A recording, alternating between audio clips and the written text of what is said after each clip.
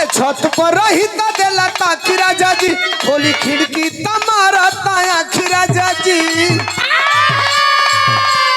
अरे लफुआ एगो आइल बा अपना गलिया राजा जी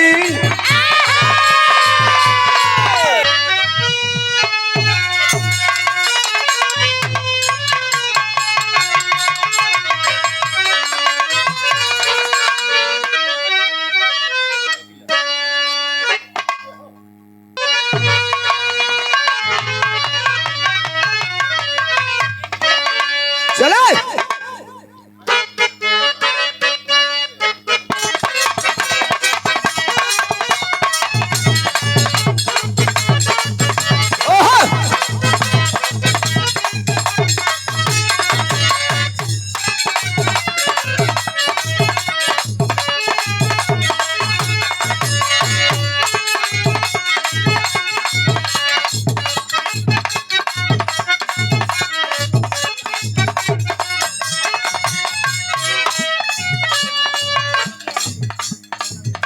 ₹100 का पुरस्कार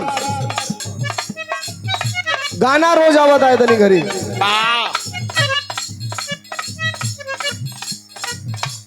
रोज नया नया तरह जावत बा नया नया कलाकार स्ट्रगल कर रहे हैं वो प्रयास कर रहे हैं कि कुछ अच्छी चीज दिया जाए अच्छा है आज के डेट में होत का बा अच्छा का मतलब कि आज के 25 साल पहले वाला अच्छा नहीं खे कौने चीज का नाम कितना अच्छा तरीका से रखा जाओ ये अच्छा बात जन्नत देखे के बाटे तो अब कलाकार ने लिखा गायक ने गाया कि जन्नत देखे के बाटे तो नथुनिया लेके आई हो तब खोल के देखेंगे रुक भाई रुक हम कुछ और ही जगह लेके जाते नहीं थे दूसरे जगह मत ले जाओ भाव समझिए आप और आप अपनी चॉइस भी तो जरा डिक्लेयर करिए कि आप पसंद क्या कर रहे हैं अच्छा 40% भी रही है इसनो बाना जगरे ढोलक में हारमोनिया में करताल में मूर्छा धले बा 40% ऐसा वाला कि रोज गावत अंतर का बा भाई हो गनवे गावला हो गनवे गावला समय के हिसाब से जिसने अपने आप को परिवर्तित कर लिया वो सफल हो गया अजय क्रिया खा ले बा कि ना हम एकदम उजरे रहो तो रहो उजर भाई जगह पंडित जी कहे लो कि उजरे उजर बा सूखा पड़ गई तब उजरे उजर बरखा हो गई तब उजरे उजर मास्टर कुछ बजावा तड़न कोनो मेहरारू का बड़ा दर्द बा कहत नहीं के बड़ा परेशानी में भी आ एगो लड़का होके परेशान करता मर्दा एक दिन देखल उसकी चेहरा एक गिरल बा पूछलस का जी करे जा इतना खियाई ला इतना पियाई ला चेहरा पर 12 बजत रहता मोटात नहीं खूका है कारण का बा पंचगाव लिए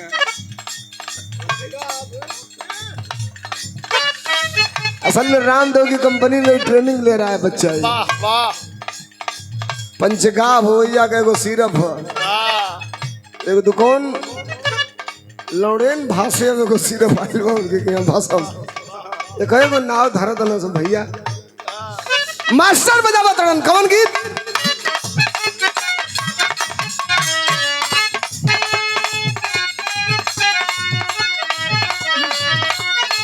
ए राजा हो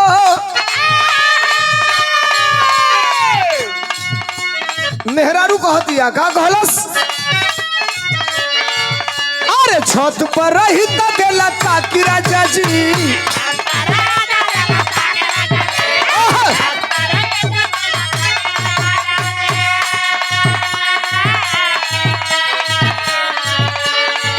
खोली खिड़की तमारा पाया खिराजा जी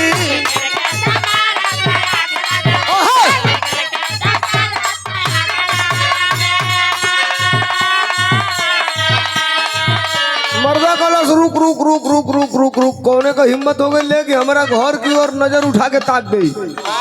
हाँ कौन तब लड़की अब मेहरनुआ बतावती है क्या बताउलस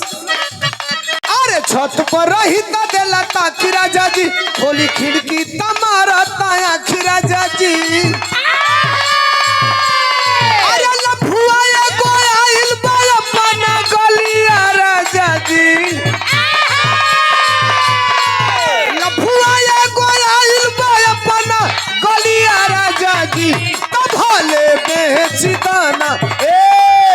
अब इतने सुना डिस्टर्ब करता उ लइका ई मेरा रू कह दिया लेकिन एकर रिक्वायरमेंट तनी सुनबो यो के मारे के नहीं कहत ओके भगावे के नहीं कहत अपना मरद से को सामान किने के कह दिया तनी सुनिए लोग आज का मेहरारू कितना खतरनाक बाली से कैसे अरे छत पर रही ता गेला ताकि राजा जी खोली खिड़की तमारा ताया खि राजा जी अरे लफुआ एगो आइल बा अपना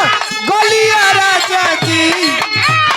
अरे लफुआ एगो आइल बा अपना गलिया राजा जी तब भले बेच दाना कनवा के बलिया दुनलिया किनके राजा जी भले बेच दाना कनवा के बलिया दुनलिया किनके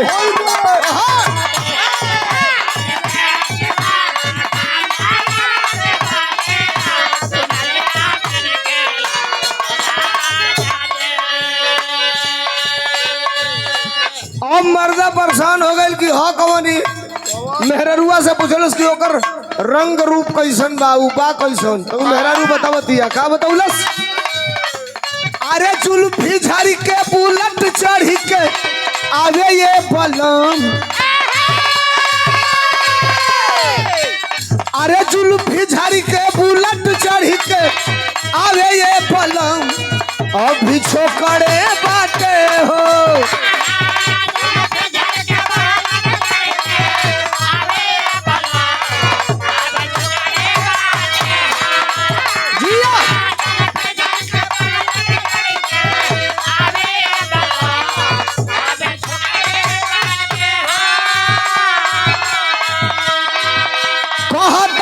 नंबर अपन दे दे भाभी देखावत रोकड़े बाटे हो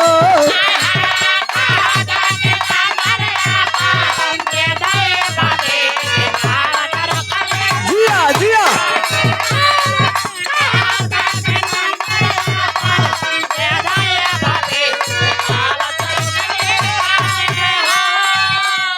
मेरे रुआ कहत रहन का कहलस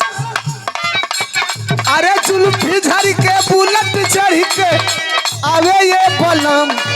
अभी छोकरे बाटे हो अरे कहता कि नंबर अपन दे दा ये भाभी देखावत रोकड़े बाटे हो ए खुशी चिन्हा बतावतिया हवे उत गांव के बगल के हमारा राजा धोई के बगल के